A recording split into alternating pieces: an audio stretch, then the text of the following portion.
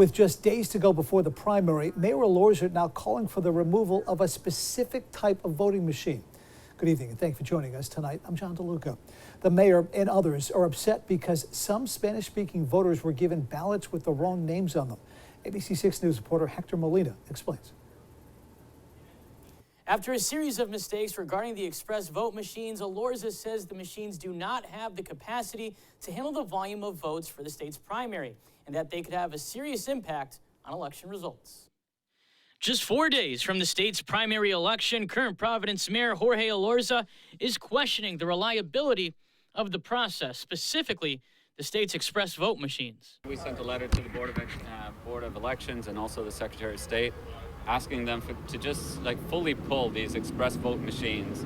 The call for removal comes after multiple reports on names on ballots, wrong headings for certain races, and printing them in wrong languages, among other issues. And one thing after the other, they've told us that they've addressed the issues, but then more issues pop up.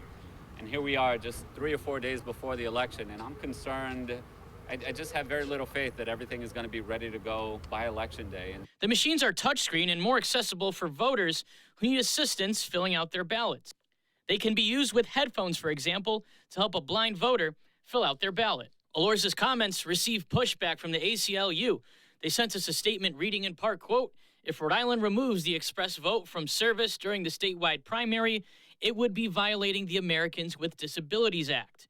Voters with disabilities have a right to use a machine that can assist them voting on their ballot, and the express vote is that machine." Elorza responded, saying he hopes the Board of Elections has a backup plan in place. Make sure that folks with disabilities have an option if they choose not to vote with these express vote machines, given all the issues that they've had so far.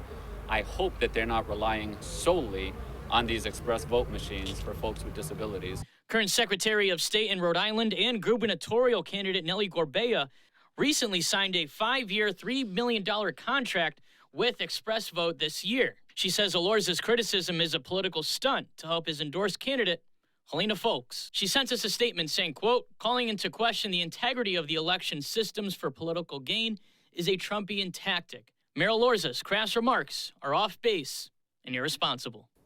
Now, we've reached out to the Board of Elections for comment, but we have yet to hear back. In studio, Hector Molina, ABC 6 News.